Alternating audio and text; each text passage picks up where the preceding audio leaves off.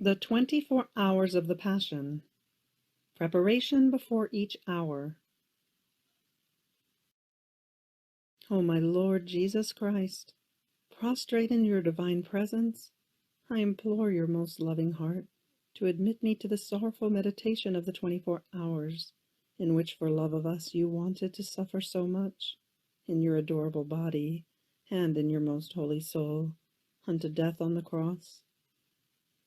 Oh, please, give me help, grace, love, deep compassion, and understanding of your sufferings, as I now meditate this hour. And for those which I cannot meditate, I offer you my will to meditate on them, and I willingly intend to meditate on them in all the hours in which I have to apply myself to my duties or to sleep.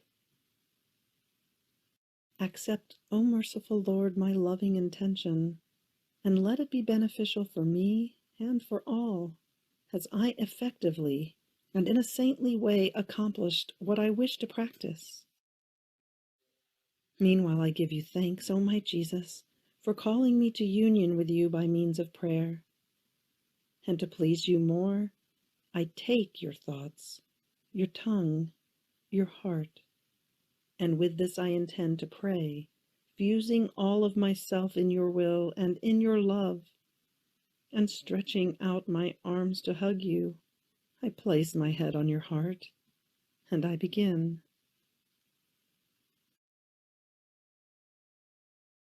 The 11th hour, from 3 to 4 a.m. Jesus in the house of Caiaphas. My afflicted and abandoned good, while my weak nature sleeps in your sorrowful heart, my sleep is often interrupted by the pangs of love and sorrow of your divine heart. Between vigil and sleep, I hear the blows that they give you. So I wake up and I say, my poor Jesus, abandoned by everyone. There is no one who takes your part. But from within your heart I offer you my life as support for you as they knock you about. And I fall asleep again. But another pang of love of your divine heart wakes me up, and I am deafened by the insults that they send you, by the whispering, by the shouting, and by the running of people. My love, how is it that they are all against you? What have you done that they want to tear you to pieces like many rabid wolves? I feel my blood freeze in hearing the preparations of your enemies, and I tremble, and am anguished thinking of what to do in order to defend you. But my afflicted Jesus, keeping me in his heart, squeezes me more tightly and says to me, my child, I have done nothing wrong, and I have done everything. Mine is the crime of love, which contains all sacrifices, and love of immeasurable cost. We are still at the beginning. Remain in my heart. Observe everything. Love me. Be silent and learn. Let your ice-cold blood flow in my veins so as to refresh my blood, which is all in flames. Let your trembling flow within my limbs, so that being identified with me, you may be strengthened and warmed in order to feel part of my pains, and you may also acquire strength in seeing me suffer so much. This will be the most beautiful defense that you can make for me. Be faithful to me and be attentive. Sweet love of mine, the clamor of your enemies is so intense and so great that I can no longer sleep. The shoves become more violent. I hear the noise of the chains with which they bound you, and so tightly as to make living blood ooze from your wrists, with which you mark those streets. Remember that my blood is in yours, and as you shed it, mine kisses it, adores it, and repairs it. May your blood be light to all those who offend you at night, and a magnet to draw all hearts around you, my love and my all. While they drag you, the air seems to be deafened by shouts and whistles, and you arrive before Caiaphas. You are all meek, modest, humble. Your sweetness and patience is such as to terrorize even your enemies, and Caiaphas, full of rage, would want to devour you. Ah, how well can innocence and sin be distinguished? My love, you are before Caiaphas as the most guilty in the act of being condemned. Indeed, Caiaphas asks the witnesses what your crimes are. Ah, he should rather have asked, what is your love? And some accuse you of one thing, some of another, speaking nonsense and contradicting themselves. As they accuse you, the soldiers who are near you tear your hair and unload horrible slaps on your most holy face, such as to resound through the whole room. They twist your lips, they hit you, while you remain silent and suffer. And if you look at them, the light of your eyes descends into their hearts, and unable to sustain it, they move away from you. But others take their place to make of you a greater slaughter. But in the midst of many accusations and offenses, I see you pricking up your ears, and your heart beats strongly and is about to burst with pain. Tell me, my afflicted good, what is it? I see that your love is so great that you anxiously await what your enemies are doing to you, and you offer it for our salvation. And in total calm, your heart repairs for slanders, hatred, false witnessings, and for the evil done to innocents with premeditation. And you repair for those who offend you upon the instigation of leaders, and for the offenses of the ecclesiastics. And while I am united with you, following your own reparations, I feel a change in you, from a new sorrow never before felt. Tell me, what is it? Share everything with me, O Jesus. Child, do you want to know? I hear the voice of Peter who says he does not know me. And then he swore, and then again he perjured and anathematized of not knowing me. Oh, Peter, what? You do not know me? Don't you remember with how many gifts I filled you? Ah, if others make me die of pains, you make me die of sorrow. Oh, how wrong it was of you to follow me from a distance, and so expose yourself to the occasions. My denied good, how quickly the offenses of your dearest ones can be recognized. Oh, Jesus, I want to make my heartbeat flow within yours to soothe the harrowing spasm that you suffer. And my heartbeat in yours swears loyalty and love to you, and repeats and swears thousands and thousands of times that I know you. But your love is not yet calmed, and you try to look at Peter. At your loving glances dripping with tears because of his denial, Peter is moved, and he cries and leaves. And you, having led him to safety, calm yourself, and in this way repair the offenses of the popes and of the leaders of the church, especially of those who expose themselves to occasions. Meanwhile, your enemies continue to accuse you, and in seeing that you do not answer to their accusations, Caiaphas says to you, I beseech you, for the sake of the living God, tell me, are you really the true Son of God? And you, my love, having the word of truth always on your lips, with supreme majesty, and with sonorous and gentle voice, such that all are struck, and the very demons plunge themselves into the abyss, answer, You say so. Yes, I am the true Son of God, and one day I will descend on the clouds of heaven to judge all nations. At your creative words, all remain silent. They shudder and feel frightened. But Caiaphas, recovering after a few moments of fright, and full of rage more than a fierce animal, says to all, "What need do we have of more witnesses? He has already uttered a great blasphemy. What more are we waiting for to condemn him? He is already guilty to death." And to give more strength to his words, he tears his clothes with such rage and fury that all, as though one, hurl themselves at you, my good.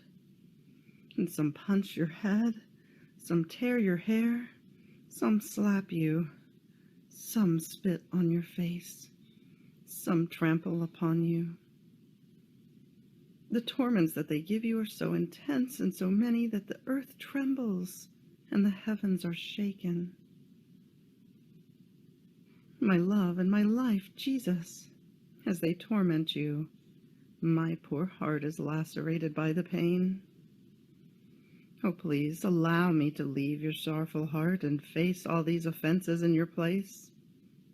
Ah, if it were possible, I would like to snatch you from the hands of your enemies. But you do not want it, because the salvation of all requires it, and I am forced to resign myself. But, sweet love of mine, let me tidy you up, fix your hair, remove the spit, dry your blood, and enclose myself in your heart, as I see that Caiaphas, tired, wants to withdraw, delivering you into the hands of the soldiers. Therefore, I bless you, and you bless me and give me the kiss of your love. And I enclose myself in the furnace of your divine heart to sleep. I place my mouth on your heart, so that in breathing I may kiss you, and from the differences in your heartbeats, more or less suffering, I may sense whether you are suffering or resting. Therefore, making wings of my arms to keep you sheltered, I hug you, I cling tightly to your heart, and I fall asleep. End of the 11th hour. Fiat. 11th hour, Reflections and Practices. Jesus, presented to Caiaphas, is unjustly accused and subjected to unheard of tortures. Questioned, he always says the truth. And we, when the Lord allows that we be slandered and unjustly accused, do we look only for God who knows our innocence? Or do we rather beg esteem and honor from creatures? Does truth always arise on our lips? Are we averse to any trick and lie? Do we bear with patience the mockeries and the confusions that creatures give us? Are we ready to give our life for their salvation? Oh, my sweet Jesus, how different I am from you. Please let my lips always speak the truth so as to wound the heart of those who listen to me and lead everyone to you. End of Reflections and Practices. Fiat.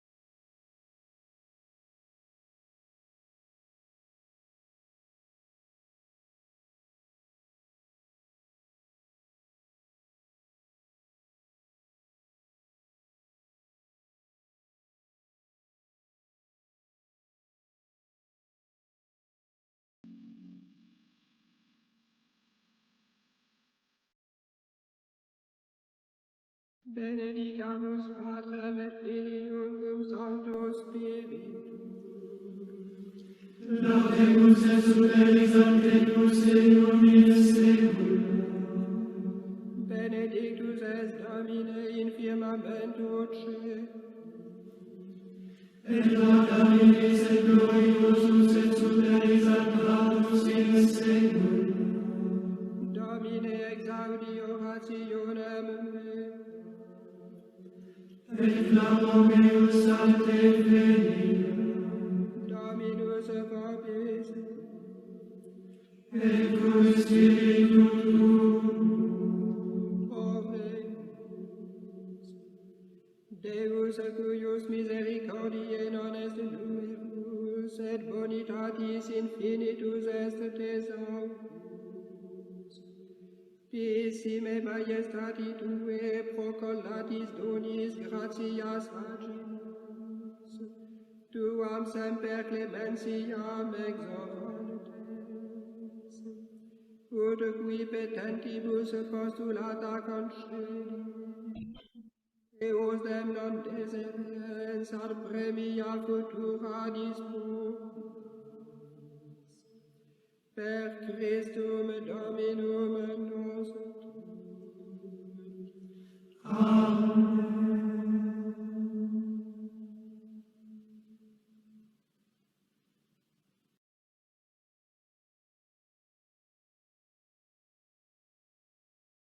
Deus est agnus, qui non Jesus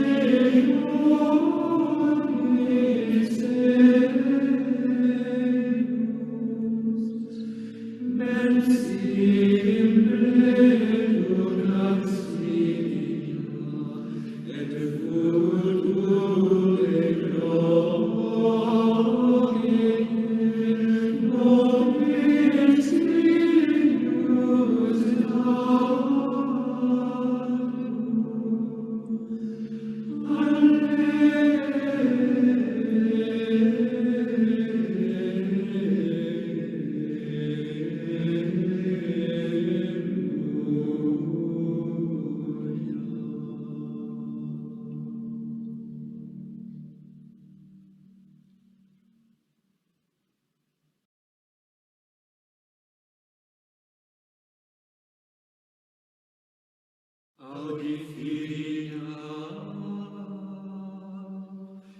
et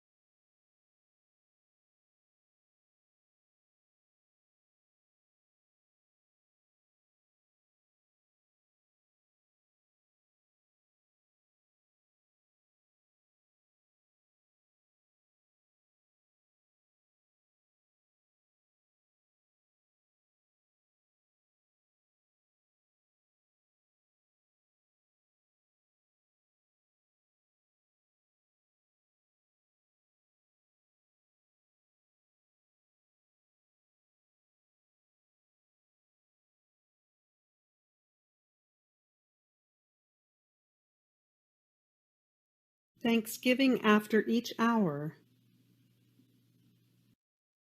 My lovable Jesus, you have called me in this hour of your passion to keep you company, and I have come. I seemed to hear you praying, repairing, and suffering in anguish and sorrow, pleading for the salvation of souls in the most touching and eloquent voices. I tried to follow you in everything, and now having to leave you for my usual occupations, I feel the duty to say to you, thank you, and I bless you. Yes, O Jesus, I repeat to you, thank you thousands and thousands of times, and I bless you for all that you have done and suffered for me and for all. I thank you, and I bless you for every drop of blood you shed, for every breath, for every heartbeat, for every step, word, glance, bitterness, and offense which you endured. In everything, O my Jesus, I intend to seal you with a thank you and an I bless you. Please, O Jesus, let my whole being send you a continuous flow of thanks and blessings, so as to draw upon me and upon everyone the flow of your blessings and thanks. Please, O Jesus, press me to your heart, and with your most holy hands seal every particle of my being with your I bless you, so that nothing other than a continuous hymn to you may come from me. End of the Thanksgiving after each hour. Fiat.